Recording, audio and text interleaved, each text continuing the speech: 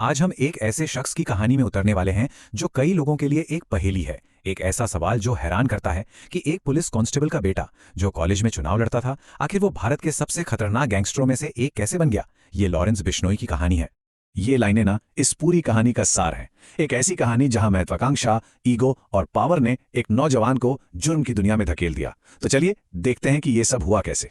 हर कहानी की एक शुरुआत होती है। लॉरेंस की कहानी की शुरुआत भी पंजाब के एक छोटे से गांव से होती है, एक बिल्कुल आम लड़के की तरह। तो साल था 1993, जगह थी पंजाब का फाजिल्का। लॉरेंस एक ऐसे घर में पला बड़ा जहां अनुशासन था, क्योंकि उसके पिता खुद पुलिस में थे। पढ़ाई लिखाई में वो एक एवरेज स्टूडेंट था, पर उसके अंदर एक चीज बचपन से ही थी, और वो थी सब पर हावी होने और लीडर बनने की जिद।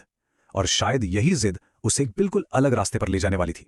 उसकी जिंदगी में सबसे बड़ा मोड़ तब आया जब वो पढ़ाई के लिए चंडीगढ़ गया।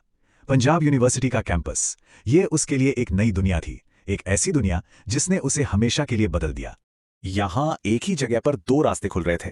एक तरफ था स्टूडेंट पॉलिटिक्स, चुनाव जीतने की महत्वाकांक्षा, तो दूसरी तरफ इसी पॉलिटिक्स से पैदा हुए टकराव और ईगो ने उसे जुर्म की दुनिया की तरफ धकेलना शुरू कर दिया था। यहीं पर उसने पहली बार असली पावर को महसूस किया। और देखिए, यह पतन एक रात में नहीं हुआ। सब कुछ कॉलेज पॉलिटिक्स की छोटी मोटी झड़पों से शुरू हुआ। फिर बात आ गई ईगो पर, और फिर जवाबी कार्रवाई के चक्कर में उस पर पहला क्रिमिनल केस दर्ज हो गया। बस यही वो लकीर थी जिसे पार करते ही उसने अपना गैंग बनाया और ऑर्गेनाइज क्राइम की दुनिया में पहला कदम रख दिया। धीरे धीरे उसका कॉलेज का ग्रुप एक लोकल गैंग बन गया। अब काम था जबरन वसूली, प्रॉपर्टी के झगड़े और धमकियां देना।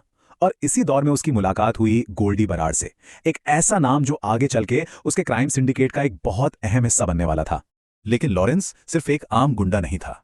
जो चीज उसे सबसे खतरनाक बनाती थी वो था उसका काम करने का तरीका। एक ऐसा तरीका जिसने उसे बाकी सबसे बिल्कुल अलग कर दिया। वो रिमोट कंट्रोल से काम करता था। इसका मतलब यह है कि वो हर क्राइम में खुद शामिल नहीं होता था। वो दिमाग चलाता था, प्लान बनाता था, और उसके गैंग के मेंबर उन प्लान्स को अंजाम देते थे, जबकि वो खुद एक सेफ दूरी पर रहता था। तो जब पुलिस ने उसे आखिरकार पकड़ लिया तो सबको लगा कि चलो खेल खत्म। पर असल में खेल तो अब शुरू हुआ था, क्योंकि जेल उसके लिए कोई सजा की जगह नहीं थी। वो उसका हेडक्वार्टर बन गई थी, जहां से वो अपना पूरा नेटवर्क बड़ी आसानी से चला रहा था। अब जेल के अंदर से ही उसने अपना खेल और भी बड़ा कर दिया। अब उसके निशाने पर वो लोग थे जिनके नाम पूरा देश जानता था, और यहीं से उसे नेशनल लेवल पर बदनामी मिलनी शुरू हुई।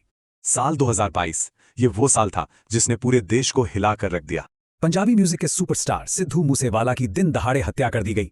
पूरे देश में एक शॉकवेव दौड़ गई, और इस हत्या की जिम्मेदारी ली गई गोल्डी बराड़ के जरिए, जिसने सीधा इशारा किया लॉरेंस बिश्नोई की तरफ। लेकिन कहानी यहीं नहीं रुकी।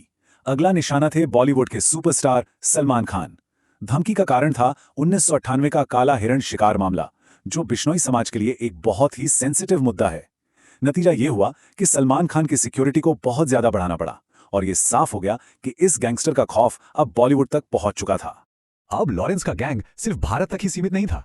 उसने अपने जुल्म की सल्तनत को दुनिया के अलग अलग कोनों तक फैला दिया था। उसका नेटवर्क अब कनाडा, यूएई और अमेरिका तक पहुंच चुका था। वो डिजिटल कम्युनिकेशन का इस्तेमाल करके एक ऐसा इंटरनेशनल ऑर्गेनाइज्ड ढांचा चला रहा था जो कई देशों में एक्टिव था। तो मतलब ये अब फाजिल्का या चंडीगढ़ का कोई लोकल गैंग नहीं था। ये एक ग्लोबल नेटवर्क बन चुका था जो अपना खौफ फैलाने के लिए मॉडर्न टेक्नोलॉजी का इस्तेमाल कर रहा था। लेकिन इस दुनिया की असली सच्चाई क्या है? बाहर से देखने में शायद नाम, शोहरत और आजादी दिखती हो, पर हकीकत में यहां सिर्फ डर, आतंक और आखिर में जेल ही है। इस ग्लैमर के पीछे एक बहुत ही अंधेरी और डरावनी सच्चाई छुपी है। लॉरेंस की कहानी एक बहुत बड़ी चेतावनी है। यह हमें दिखाती है कि कैसे एक गलत फैसला, सिर्फ एक गलत फैसला, किसी की भी पूरी जिंदगी को हमेशा के लिए बदल कर रख सकता है। एक पुलिस वाले का बेटा जिसे सिस्टम के अंदर रहना था, वो सिस्टम के खिलाफ ही खड़ा हो गया। पर क्या उसका अंत यही है, या ये कहानी अभी और भी ज्यादा खतरनाक मोड़ लेने वाली है? ये एक ऐसा सवाल है जिसका जवाब सिर्फ वक्त ही दे सकता है।